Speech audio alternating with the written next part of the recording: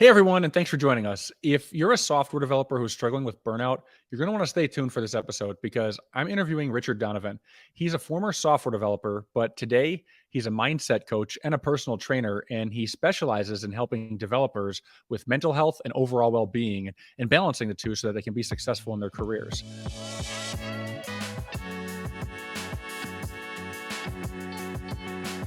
Richard, I want to thank you for joining me. I think what you're doing is so great. Do you want to just introduce yourself to everyone who's not familiar with what you do? Thanks for having me on. As you say, basically, my background is software development. Over 20 years working at all levels. So mid, tech lead, manager, software architect, and now mindset coach and personal trainer, basically for software developers, because over my career, a couple of things. One, the physical side of things helped me so much, and the mindset side of things, earlier on, I struggled with so much, and later on, they became so important to the value that I was bringing to businesses. I realized it was actually so much more about me and my mindset and how I communicated rather than the lines of code that I was typing. You've basically had the linear progression of career path that everyone has. You go from individual contributor to manager to architect, and then fitness coach, health coach, well-being coach, mental health coach. That's pretty much the linear path in engineering. No, I'm teasing. Tell us a little bit more. I'm dying to know. I'm sure our audience is dying to know. First, how do you help people? I guess I'm really curious to know, because there's a lot of buzzwords there that people hear all the time, burnout and things like this. So how do you help people? How I help people, really, it's helping people to recognize the importance of how they think and how that links to one, how they feel, two, how they behave, and three, ultimately the outcomes that they get as a software developer, but also as a person. And we'll probably get into this a little bit more, but being a really good software developer is only part of the role. Like coding is a small part of the role. To perform, you also need to just look after yourself, have really good relationships at home as well as in the workplace. So there's a lot more to that.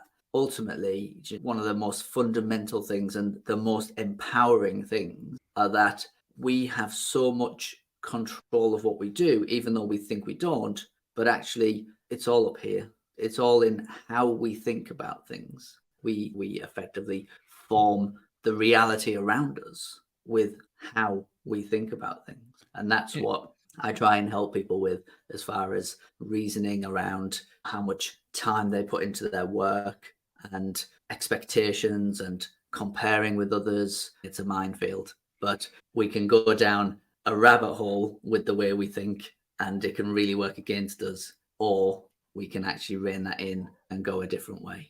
I think you're touching on this idea of perception versus reality, right? And just how you perceive things and how it shapes your thoughts. Is that kind of what you're getting at with part of this? You've said like perception versus reality, but I suppose what's interesting is that our perception becomes our reality. Yeah. And so I often think of, if someone's going about their daily business and they think that they're being followed everywhere they go, and that's the perception that they have. So every place that they visit, they're looking around, who's watching. That can just be a thought, and yet it translates into their reality. Everywhere they go, they're looking for someone watching them and watching them. Yeah. And literally, that's just their thought. That's their reality. I can go to every single place with that person, and my reality is completely different because I don't think like that. So you're saying your perception shapes your reality in a sense. It's Absolutely. not a versus. That's so interesting. And as you're saying that, I'm thinking of times when back in my old life where I worked in corporate, I had not so healthy relationships with other cross-functional leaders. And I remember I would hear them as attacking me or something in a meeting. I would hear them as like saying, and objectively later on, I'd look at it like, I don't think he meant it like that. But in the moment, I felt like he was gaslighting me or throwing me under the bus or accusing my team of doing something bad. And then I'd get defensive. And I think what you're saying, that's an example of that. It's absolutely an example of that. We have this idea very naturally to make things about ourselves and to, as you said there, take things really personally. And ultimately, although it feels quite natural, it's also a choice once we start to build that awareness. And I think that's one of the biggest things that will help people to actually start to feel at ease is to work on actively not taking things personally and realizing, to be honest, you're not as important as you think you are to other people. I do leadership coaching for engineers, and I talk about that a different way. I don't get in as deep as you do with these concepts, but I talk about it like with imposter syndrome a little bit. It's you're not the main character of their movie. The other person, they're not thinking about everything you do from your perspective. We think, oh, they're considering our perspective in this situation, and they're considering our view on these things when someone disagrees with us. But it's no, they're really just not considering you. They're not thinking about these things, and you're not the star of their show. Is that kind of what you're talking about here? Absolutely. And a big part of it actually is recognizing that we have a frame of reference with regards to the world. Any given situation, any given context, we'll have our own frame of reference. And I think one of the big things that many of us get wrong, myself included at times, is that we project that onto other people. So we think everyone's got our frame of reference. And so what we soon realize is that actually everyone's got their own frame of reference. Yeah. And when we don't realize that, we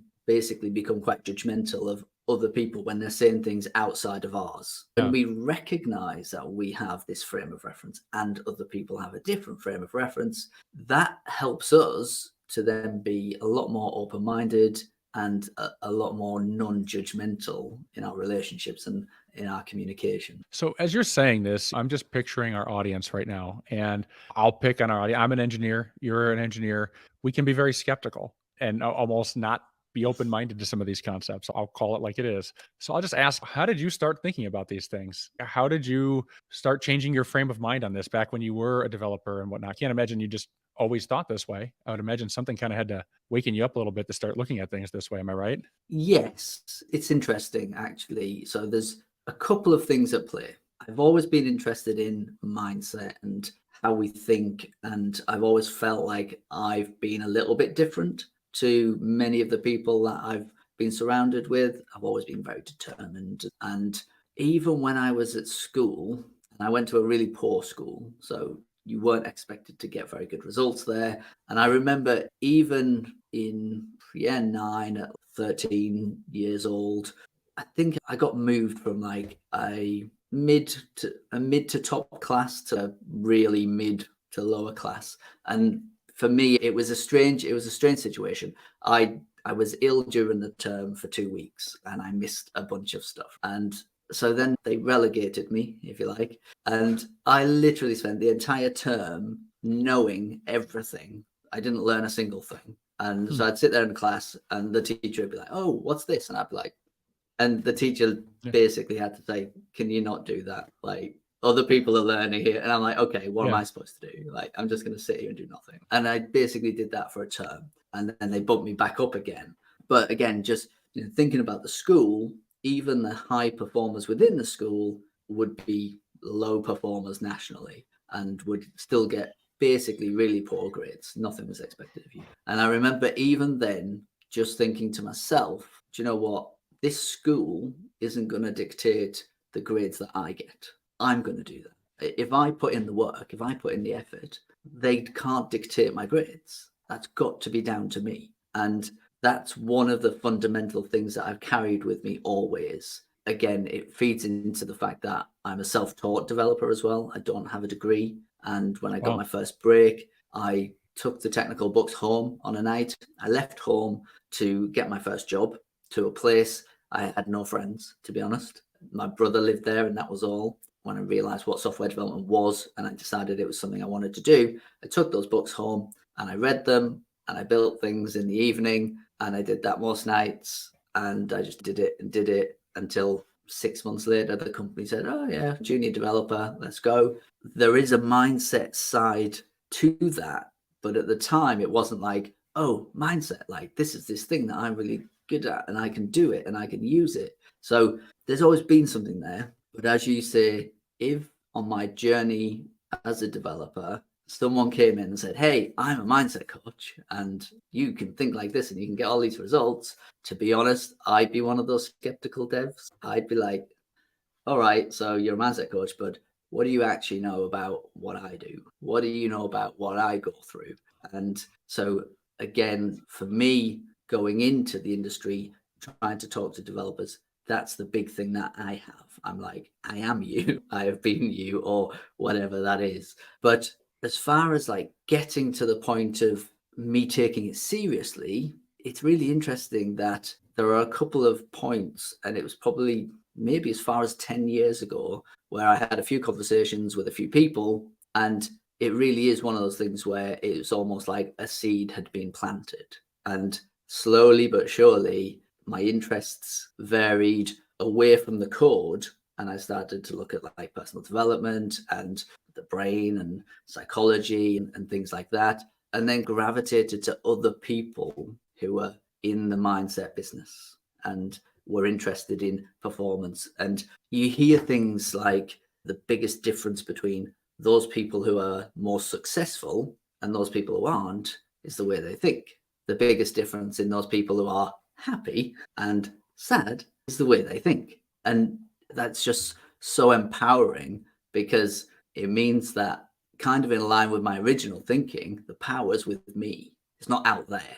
So they're not dictating, I'm dictating. And I just find that super powerful and empowering. As you're saying that, a million thoughts are coming through my mind. First, I'm thinking a lot of developers can relate to what your story is, self-taught and just figuring these things out on your own. There's so many developers doing that today that I'm meeting with, that they didn't go to school, but they realized they wanted to get into this industry and they just figured it out on their own. They bootstrapped it. But I would imagine there's a lot of confidence issues with people that come that route. It's almost feeling like you're not worthy. I'm just speculating here, almost feeling like you don't belong, or feeling like you're not worth that first job. And I would imagine mindset becomes a problem for those people. Do you agree with that? Do you have any thoughts on that? No, I do agree in that I hear that a lot. I never really felt it, which is interesting. What I did see from that kind of journey, particularly in my earlier days trying to jump from job to job, there was a bit of a barrier around adverts saying you must have a degree, you must have a degree. That still happens these days, but I think it happens way less. But it was much bigger. It was much bigger back then. It would just be the case that you wouldn't even get an interview. You wouldn't even have the conversation. So you could be an absolute genius and it wouldn't make any difference, because they'd never know, because they'd almost just be like, no, you go in that pile, you're done. But as far as like people that I speak to now, it is a big thing. And it's one of those things, you touched on it earlier, that it contributes to things like imposter syndrome. And one of the main thoughts around that is, I don't belong here. And I suppose what's interesting about that is when you think you don't belong, it sounds like that would be the same for everyone, but actually there's context around that. And that context can be very different for different people. And one of those contexts can just be, hey, these guys have all got degrees and whatever, and I don't have that. They're so much better than I am. Yeah, how can I belong here? The classic feeling is, I feel like a fraud. You can see it. You can see it if you just look at it on the surface. I want to talk about that because we hear these words, imposter syndrome, mindset. Can you give me like a tangible example of how something like mindset would hurt a software developer in their career? Or can you think of examples from your journey? I just want to help the audience kind of understand like what this really means. I think the biggest things are the beliefs that we hold, and quite often, one, where they come from, and two, the fact that we don't always realize we have them. We don't realize what they are. I guess what I'm referring to there is that many of our beliefs will have come from potentially childhood, but also just another part of life. And they might not fit the context that we are now living.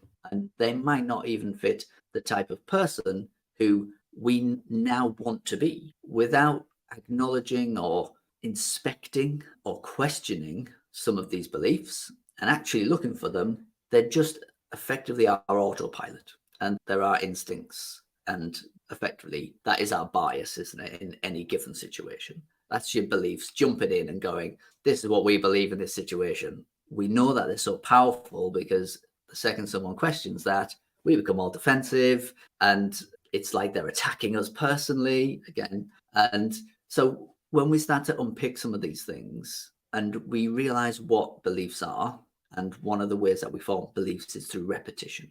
And that repetition can be things we hear from social media, from other people. It can be things we see, things we experience. And we need to remember that our experience is like this in the grand scheme of the world. So just because we've experienced something a certain way, it doesn't mean that everyone else is going to experience it that way. It doesn't mean that is how it is, right? So we just need to recognize that we form some of these beliefs, but when we question them, and we can do that, we can question, is this belief helpful to me or is it unhelpful to me? And then the power is literally that we choose what we believe.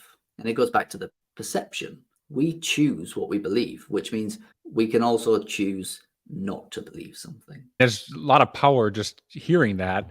If I may, I just want to ask, how do you do that? How do you choose what to believe? It comes from awareness, right? It goes back to what I was saying at the start. If you're not aware and you're just, my thoughts are my thoughts, I don't control my thoughts. That's what a lot of people think. They think they don't have control over what's going on. Essentially, once you become aware, once you start to look, and I mean, we might touch on leadership later, but one of the biggest things about leadership, I think, is knowing yourself. It's very difficult to go off and help other people if you don't have self-awareness and you don't have a grasp of who you are and what you're about and what your triggers are and things like that. You can't lead other people unless you know how to lead yourself. Absolutely. And so just having an awareness about these beliefs and having that self-reflective nature, which is, again, a massive quality for any kind of leader. When you self-reflect, you will start to tease out beliefs in particular contexts. It's a very simple exercise. You can write a sentence. I'm the sort of person who ... And then you can finish that sentence in as many ways as you can think of about yourself. They can be good, they can be bad. And at the end of it, actually what you've got is a load of things that you believe about yourself. So for example, earlier in my career, and for a lot of my career, I was extremely introverted, super uncomfortable speaking up in meetings, meeting new people. This is ridiculous, but sometimes when the team had a new team member and someone would come around to introduce them, hi, this is such and such, I'd see it coming a mile away and I'd sneak off to the toilet until they'd gone, because I was so uncomfortable with that smallest of interactions. So uncomfortable. And I have to say, when I was a manager and I would introduce the new person, there was people on the team that I caught doing it. They're going to go take a water cooler break. That's so funny you say that. I've seen it before. You're not the only one who did that. Yeah. And being so introverted, that's one of the things around my beliefs. So I had a real problem with speaking to strangers, even more so. That was obviously even worse. And so I realized that I had this belief that other people didn't want me to speak to them. And this kind of goes back to a frame of reference. So I had a period of my life where my own belief was I didn't want people to speak to me. So if a stranger was like trying to talk to me, I'm like, why are you talking to me? You don't know who I am. Like, just let me be. I'm just being me. I'm not doing anything. I don't want you to talk to me. Why are you trying to talk to me? And so then what I did was project that onto everyone else. Part of my transition from being a developer to what I do now was a realization that I had to fundamentally change who I was. I couldn't do that as this introverted personality. I had to start to change the way I thought. It's a real gradual effort, but I did this by, one, recognizing I was thinking that people didn't want to speak to me or didn't want me to speak to them. That in itself was just a massive barrier to me talking to other people, because it jumped straight into my head. They don't want you to talk to them. Why are you going to do that? So that was an example of a belief, if you like, not necessarily about myself, but a belief in general that was shaping my actions. And I had to flip that. I had to reframe it. And I simply reframed that to people are happy for you to speak to them, or people want communication. People want to interact. And I turned that into an affirmation that I repeated over and over, often in the morning, often before bed, often during the day.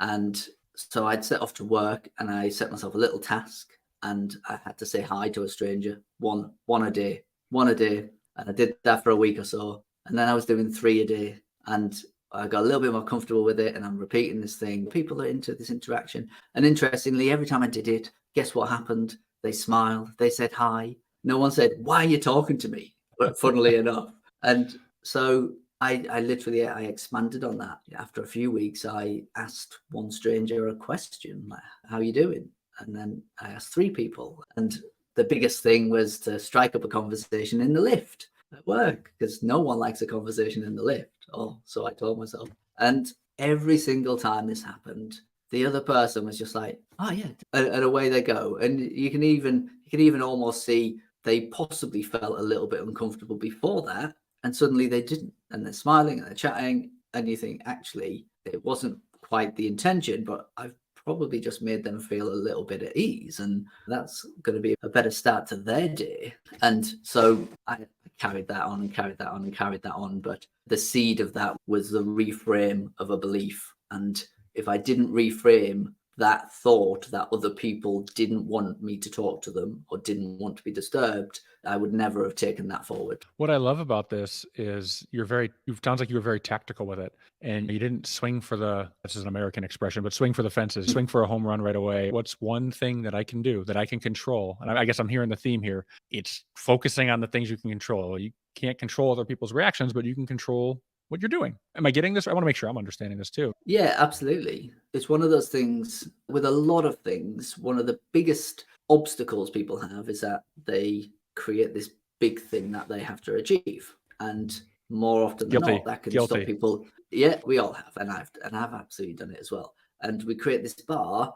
and it's so high that we don't bother starting. And this for me was just like, what is one thing? What is a small thing? This thing that will take me in the right direction. And I've certainly found anyway that once you start, you build a bit of momentum, and before you know it, you snowball. Some of those days, I'll have set myself a target of 1 person to say hi to, and I might have set it to 5, because I said it to number 1, and they were like, "Oh, hi," and I'm like, "Oh, that went well. Oh, I'll do that again. Oh, I'll do that again. I'll do that again." And so it's really just get over that hurdle. Just make a start. See how it goes. To be honest, that came from one of the books that has probably had a really big impact on me, and that is Atomic Habits by James Clear. It's really big on lowering that bar, starting super small, and then just going from there. I'm going to take this as a sign that I have to read that book, because you're like the 5th person this week to tell me I need to read this book, and I haven't. And I'm all about these types of books, so I don't know why I'm waiting. So I'm going to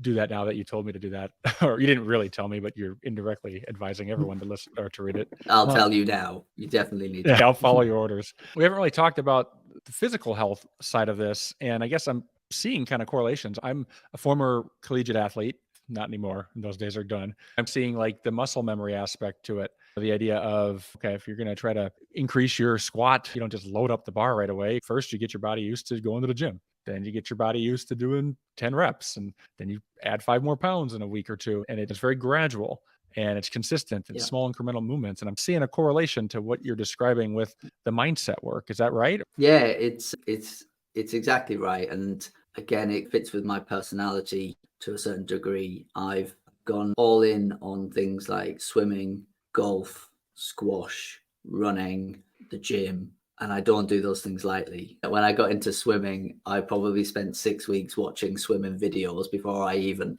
got into the pool. I could swim, like I could get from one side of the pool to the other. Someone once asked to watch me do that and said, "That's not swimming." And so I took that as a challenge. I bought a video, an instructional video, I watched it, and then over the next several months in the pool doing drills, up and down drills, I sorted myself out a really decent technique for a front crawl. I did the same with golf. I took up golf because when I first swung a club, it was so awful. And I thought, wow, this must be so difficult to be good. I thought that's a good enough reason for me to actually try and be good at this thing. So again, started reading, started going to the driving range, went for golf lessons. I've had golf coaches, I've had squash coaches, I've got running coaches, football coaches. I get into that stuff, and it's that learner mentality. It's that continuously learning. And that's why, as far as software development is concerned, that for me, there's so many parallels between all of these things. And I just bring them all together, and it's almost the same approach. And I suppose the term we use in the gym is progressive overload. And it's, as you described, okay, I'm here. If I can just add that tiny bit, okay, let's do that for a bit. And now I'm here. Oh, if we can just do this, and now I'm here. And it's the same concept. You can apply it to your own personal development. You can apply it to your own attributes. You can apply it to your coding abilities, your design abilities, your architecting abilities, your leadership abilities, any given sport, your fitness, your well-being, all of those things. It's a similar approach as far as I see it. So this sounds great, but I want to hear the origin story a little bit before we continue. I got to imagine that there was a point where you hit a breaking point or something where you realized that you needed to figure these things out in your own career before you were helping people in these areas. Was there a point like that where you were just hitting a plateau or it was taking a toll on you? I feel like a lot of people are struggling with this. I want to just hear, what was your journey like? Yeah, it's interesting. So there was a point. There was a point where I was like, okay, like we can probably call it a midlife crisis. I was approaching 40, so we can probably call it that. But when I think about my career and all the things that I've struggled with, they actually spread quite vastly through it. And so I already talked about the introverted nature, that speaking up in meetings and meeting new people, that was a real kind of problem for a long time in my career. There was another episode where I felt like I was a little bit past that and I'd done things to progress that, but I then hit imposter syndrome on the back of starting a new job. That in itself actually then led to burnout. So the impact of imposter syndrome and me trying harder and staying later and doing all the things around that to try and prove myself and to be this better person actually led to me neglecting relationships at home with friends and partner at the time. And that became a cyclic thing where I was struggling at work, I was struggling at home, I was struggling at work, struggling at home. I then lent heavily on physical exercise as a bit of an escape, and I probably did that too much as well. And the combination of all of that, I remember laying on the sofa and my partner was basically nagging me to do the hoovering. Right now, I'm a physically fit guy. I was going to the gym 4 or 5 times a week. I'm not a lazy person by any stretch. I'm more than happy to help out here, there, and everywhere. And I remember laying on the sofa just thinking, I just absolutely did not have the energy to do this hoovering around the house. And it wasn't just physical, it was mental. And I was like, I haven't even got the mental capacity to hoover the house. And I just thought, what kind of state must you be in to not have the mental capacity to do a simple chore? That was a key time when I started to speak to a few other people around me. I definitely started to work more on my mindset then. And so that was a key point, but it wasn't the turning point. It probably was when I look back and reflect, it was a key point, but it wasn't the turning point of, oh, okay, I'm going to change my career now. I moved on from that role after a couple of years, and I really did turn that around because that same role turned out to be one of the most fulfilling roles that I've had in the end. So that was interesting, but a real kind of turning point. So I'm sitting at my desk. I'm a software architect for Aviva. They're a global FTSE 100 company. There are probably 200 developers beneath myself and a few others in the architecture team. And we're writing reference architecture and defining the standards and making things how they should be for those guys. And when I think about my career, I'd been through all of these roles. I'd been a contractor and I'm pretty high up in this big company. And I'm thinking, okay, do you know what? When I decided I wanted to go on this journey, this is probably as far as I ever really expected to go. It's a bizarre thing because obviously in software development, software engineering, you don't ever know everything. So you don't ever get to the end. But I did, as far as like my own mindset was concerned. I didn't think I knew everything. I just felt that I'd done enough. And that was interesting to me. And so with that realization, I'm sitting there, I've done enough of this. And then I had a somewhat morbid thought, if you like, and I jumped forward to my deathbed and I'm laid there on my deathbed and I'm thinking, okay, I'm looking back on my life. I continued doing what I'm doing today back then. And so let's say I spent, 80% of my life or my time on this earth sitting in front of a computer, tapping away at a keyboard. And I just asked myself, would you be happy with that? And the answer was just no. Given what I've now done, I've got this like overriding feeling that I can help people and I can do so much more, and I'm not doing it. So I'm sitting there and I'm like, I'm not doing it. Like I should do more with the time that I have here. And we don't really know how much time that is. So in that moment, I made a decision that I wanted to work with people more, and I wanted to have more impact with people rather than computers. And I guess at that time, I had no idea how I was going to do that. No idea. But I'd planted the seed. So it was people. I explored a little bit. I did some coaching. I trained to be a personal trainer, and I did some of those things. And then I remember a friend of mine who I spent a fair bit of time with. He'd spoken about this mindset company, who he was actually a mindset coach himself and had no doubt been secretly coaching me, if you like, without me ever knowing. And so I remember thinking, do you know what? Maybe I need a mindset coach to help me work out how I get out of this job and into another job. So I go to this company, I go to the website, start looking at all the stuff, and I start reading it, and I'm like, oh my God, this is what I can help people with. This is what I want to help people with. So I go to this website looking for a coach, and long story short, I end up becoming a coach instead.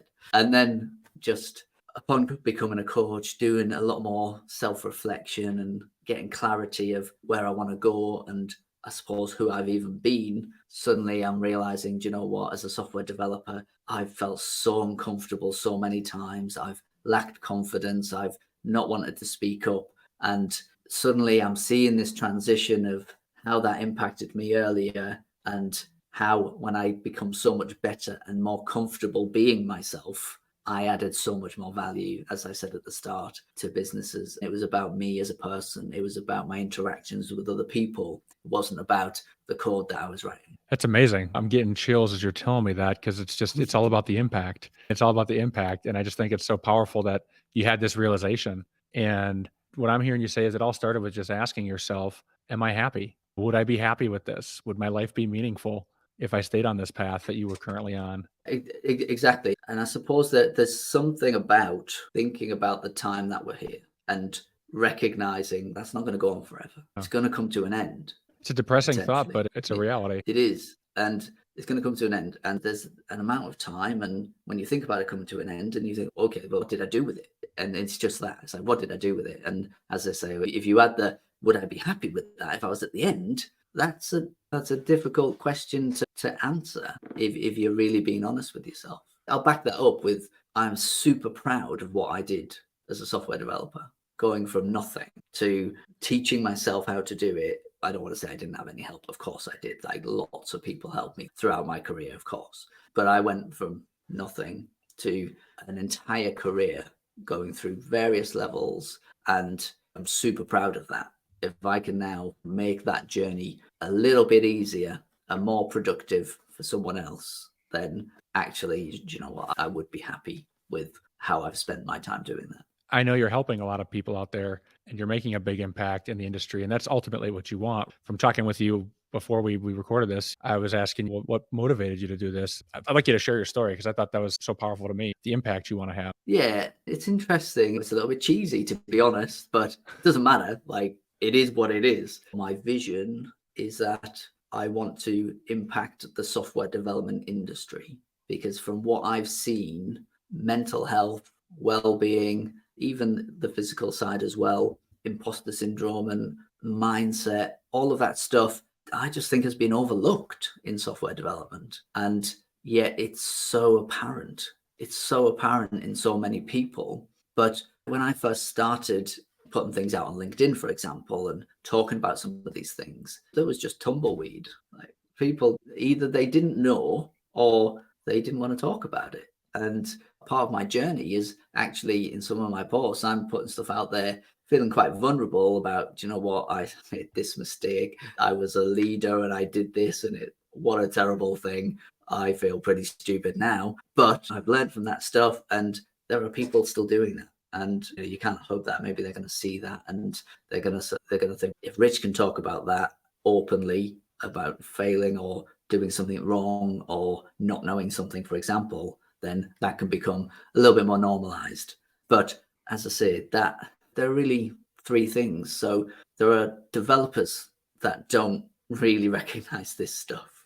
And so that's hard for them. And we already talked about how I would have even seen someone coming to me as a mindset coach, and I'd be very skeptical, and I'd be like, get out, you don't know anything, you don't know what I do, you don't know the stress I'm under, the anxiety and the judgment I feel when people are looking at my code, you don't know what it's like. We're going to have like skeptical developers who just don't really see this stuff. And as I said before, it's about planting a seed. And I don't expect any developer who thinks like that to wake up tomorrow and be like, bam, yeah, let's sort this out. Yeah, I'm going to do this. It's about planting a seed and making it more normal. Then you've obviously got businesses. And again, I've worked for plenty of companies, and the support for this kind of thing is next to nothing. And we know full well that by providing that support, the business is definitely going to benefit. Happier people are way more productive. They're not going to be off as much. Healthier people, mental health, good mental health, all of that stuff. We know that when they're bad, it's problems for the business, right? So we've got to help to change developers' minds to a certain degree. We've got to help change businesses' minds to a certain degree, and ultimately that results in my impact on the industry. I think what you were alluding to earlier was the fact that at some point I was actually offered a job as a coach to software developers, which is what I'm trying to do. And I realized in that moment that I didn't want that job. And that was because I haven't set out to do this for a business or for a company. I've set out to do this for the industry. And if I'm just doing it for one company, I'm not having the impact that I ultimately want to have. That says it all to me, because I'm in this coaching world with you, and there's a lot of people that are full of it. I'll just say there's a lot of coaches out there that are just selling a bill of goods, and I know you're not one of them. That's proof in the pudding right there, just about how sincere you are and how much you care about this and how much you want to make a difference. You're actually turning down offers to work at a company because it would stop you from having the impact you want. And I just think that's so special. What's interesting about that is that I didn't know that until I got that offer. I thought it, but only when I got that offer did that just go, no. I reflected afterwards and I was like, I said no to that really easily. Like, where did that come from? And just reflected on it. And I'm like, that's what I'm trying to do. And that doesn't allow me to do that. It's another tick in the box for clarity and for vision and for goals. And a lot of that is part of mindset coaching as well. Being clear about where you're going and what you want sounds really simple, but a lot of people are really not clear about what they want. And if you're not clear about what you want, it's very difficult to make good decisions, quite frankly. Yeah, how could you get to where you want to be if you don't know where you want to be or what you want to be doing? Which I guess get into some practical advice for the audience. Where would someone begin? If they're listening to us right now and they're thinking, yeah, I really relate to a lot of these problems, but what do I do? How do I get clear on what I want, for example? Or how do I change my way of thinking? What's some tangible tips we can give them? There's a super simple exercise that I do as part of my coaching, and I do it with everyone. And it's sometimes I feel a little bit embarrassed about doing it, to be honest, but it's so helpful. So simplicity is one of my core values. It makes it okay. And so this exercise is as simple as making a list of all the things that you want in your life, like just on any given day. So it doesn't have to be like far into the future or anything like that. It could be like tomorrow, what are all the things that I want in my life? And they are things like, how do I want to feel? What kind of emotions do I want to experience? What do I want to do with my time? Who do I want to spend that time with? And it can go on. And by the same token, you can do the same with your don't wants. What don't you want? So what don't you want to do with your time? What emotions don't you want to feel? And you can go into various categories of your life. Just start creating this list. And once you get started, you just get on a roll. And sometimes what you want and what you don't want, they're like directly opposite. And that's fine. It's absolutely fine. And just simply reflecting on those things and just even adding to them over time. And you look at them, you reflect on them, and as I said, like repetition, they become a little bit more embedded in your mind.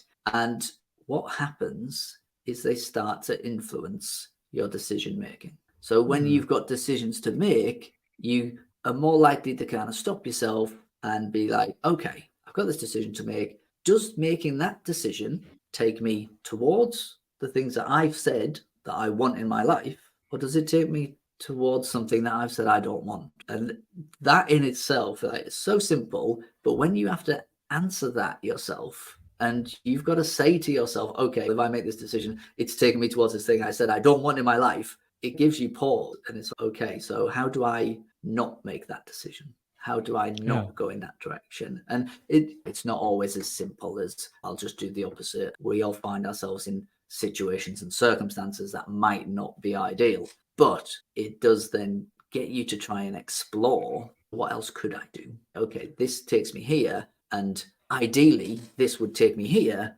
Okay, I can't quite do that for whatever reason, but what else could I do?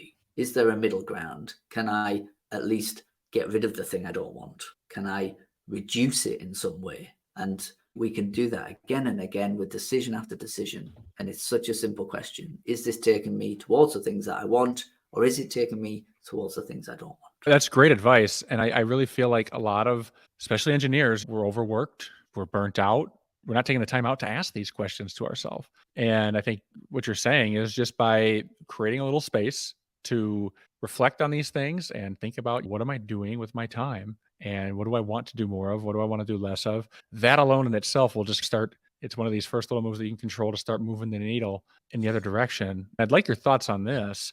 I focus on influence. I focus on understanding people. That's what I really help people with. And with influence, there's all these laws of influence. One of them is the law of consistency. If you believe you're this type of person, then you're going to want to live up to being that type of person. If I tell people I love dogs and someone shows me a picture of their dog, I'm going to want to live up to that and be like, all right, show me a picture, even if I'm not in the mood right now. Just by declaring that about yourself, it makes you want to be consistent with your beliefs about yourself. Otherwise, if you don't, there's cognitive dissonance, right? Where I feel like I'm a fraud because I'm not being who I'm supposed to be. And that's very compelling to motivate yourself to take action the right way. Am I on the right track here? Is there a relationship between these two things? So interestingly, just going back to Atomic Habits, there's a whole section in there, exactly what you just described about your identity. So how do you identify? So for example, when I started playing squash, new sport, never played it before. Initially, I was just someone who goes to the court and knocks a ball around. And when I started to get serious about it, I had to question myself. I entered the leagues. I was in like Division 6 and it went all the way up to the Premier League. The people I was playing with, they just turned up and had a game every now and again. Not for me. I turn up like 4 or 5 times a week on the court on my own, knocking a ball around. And others are like, what are you doing? I'm drilling. I'm going to be good at this thing, right?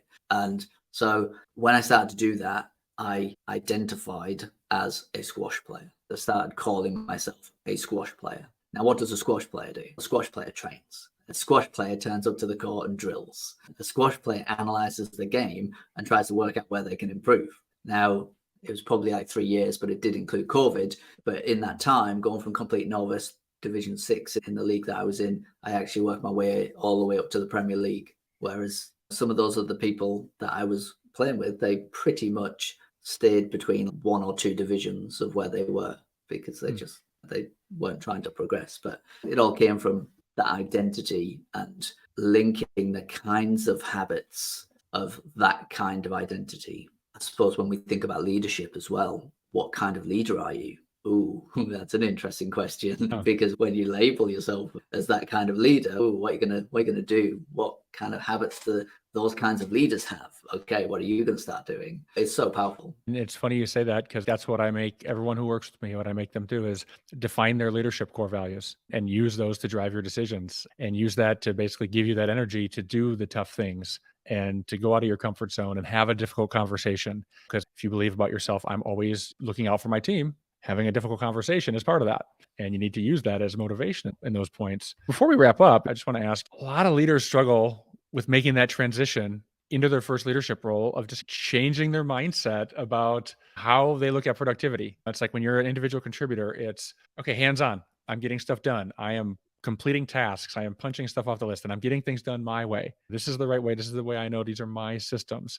And then all of a sudden, you're not in a role where you're hands-on productive anymore. It's a little bit more subjective about how you should be spending your time and letting other people create new, better ways to do things that aren't maybe the same. And I'm just curious, does any of this correlate to that transition and making that shift into a leadership role? Yeah, it does. There's a couple of aspects, I think. I mean, I've got my own example of doing it. When I first went into a leadership role. I was performing really well as a developer, knocking stories out of the park, really like contributing. I then get put into this role, and I see that I'm put into this role because of what I've been doing.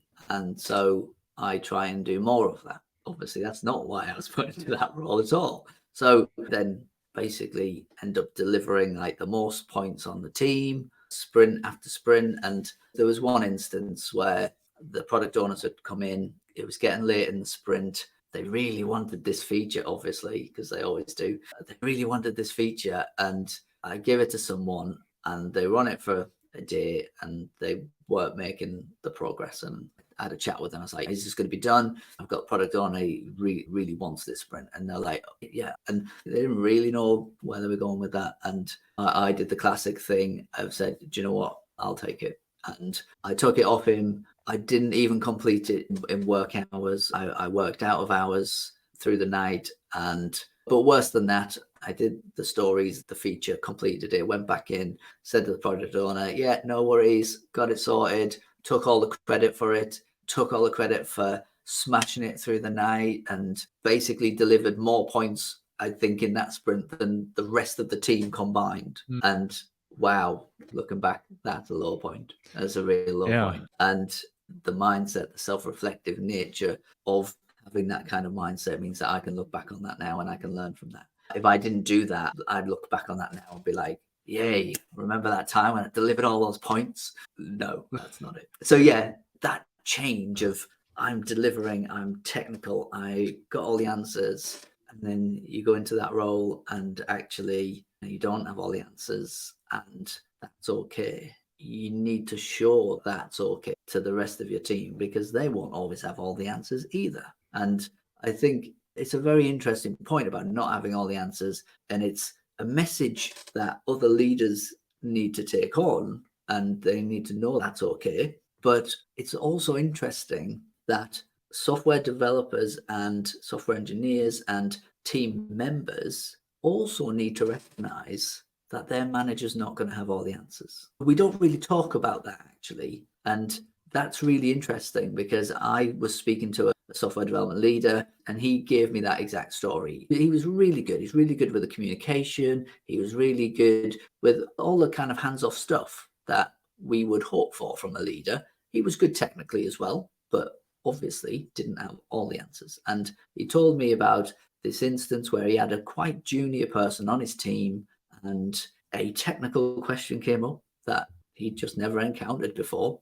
Guess what? That happens more often than you'd think. And he didn't have the answer. And this junior developer did. And rather than that just being okay, this junior developer actually went over his manager's head to the person above him and basically said, "Why is this guy running the team? He didn't even know this. Even I know that." And it's just, wow. It's easy to see where it comes from, where a leader then gets into this position and they think that they have to know everything if they have to deal with things like that. So it really is, there's two sides to that, or there's two avenues that we need to kind of spread that message in. And I think getting that message across to the developers in a team is something that no one talks about. That's a great point. I never hear anyone talking about that, kind of training the team to understand the relationship between the individual contributor level and the leadership level. Because yeah, it's sports, right? The coach isn't going to go out there and dunk the basketball or kick the goal. The coach is there to strategize and put the team in the right position to succeed. You don't want your best player coaching, and vice versa. You don't want your coach playing. I suppose a similar analogy is like a 100-meter sprinter. I can tell you now, the coach isn't going to be running as fast as the sprinter is. So right. What does the sprinter do? "Oh, I'm not going to listen to you. You can't run as fast as me." That would make every sprinter that ever lived not having a coach. It doesn't make sense to say. Right. And it makes me remember before I was in leadership, when I was still an individual contributor, and this kind of ties, I think, back to what you were saying earlier about just this perception shaping your reality. I couldn't think with the leader's perspective because I was still at that level. I didn't have that perspective yet. And every time my boss didn't do something right, I was that person that you're talking about. How does he not get this? How can he not have time for this? How can he not see how this issue is so important? How could he not see that this needs to be fixed right now? It was always, how could he not, in my head? How could he not? How could he not? And then I would start to demonize the person in my head. And they weren't a bad guy. I figured he'd see everything the way I saw it. And then once I got into the role, and then I could see that reaction from people on my team, like they didn't say it, but I could just see in their eyes, I was Doug not paying attention to this. And I'm like, okay, seeing the circle of life here. Just go full circle to what mindset coaching is and things like that. You just touched on a bit of self-talk, which is massive. And that's a little voice in your head. And I always say that there are two types of people in this world. There's those people that talk to themselves, and there's those people that don't realize they talk to themselves. Being aware of that and that little voice, I talked about the beliefs that we have. One of the ways in which we form them is through repetition, and you are your biggest repeater. So as you just described there, you're saying, how doesn't he get this? And then you're forming a belief about that person because you keep repeating this thing to yourself. And as you said, there's nothing wrong with that person, but you've then created this perception or this persona or whatever it is, and it becomes a belief, and it shapes how you behave and how you feel around that person. One thing that helped me personally, I'm just curious what you think about this. Once I was in a leadership role, and this went upward and downward. I was in a middle management role at first, and I felt like, how could my new boss not get it? Different levels and layers of issues. But then when I saw my team, I started thinking, okay, you know what? Instead of judging, let's make it a goal to understand. Let's make it a goal to understand the other person. And that was a big thing for me, was just changing this. Okay, I'm measuring them up. That's my goal. To, okay, do I have enough information to measure them up? Do I really know? Am I asking enough questions to understand their perspective? And it took me a while. I didn't realize I was doing what you described, but I was doing the little movements. First, just ask one question before making an opinion, and then ask two questions. Is this in line with what you're talking about? Yeah, it touches on another point, as in a lot of software developers are really curious. They're curious about code, and they're curious about technical things. And it's only a mind shift or a perception shift or a change of a belief that allows you to redirect those skills that you've already got, that curiosity, in another direction. It's what you did there. It's okay, how do I understand? I'm really curious and I know how to find things out. I'm going to use all those skills that I've got over here. I can do them right over here. I did a similar thing around people and listening and understanding. And it was just the mind shift. How do I understand? How do I be more interested in other people? Which I guess looking back now, I spent a lot of time being interested in me. That's literally a 180. I had to turn that around. I'm not here for me now. Of course I am. I'm super big on my own health, for example, and my own well-being and putting myself first. But there's a reason I do that. It's because I can't help others if I don't put myself first. I'm really big on that, but I've really had to turn that. I've spent a lot of time thinking about myself. Now I turn that the other way and be like, okay, how do I understand others? How do I help and impact others as well?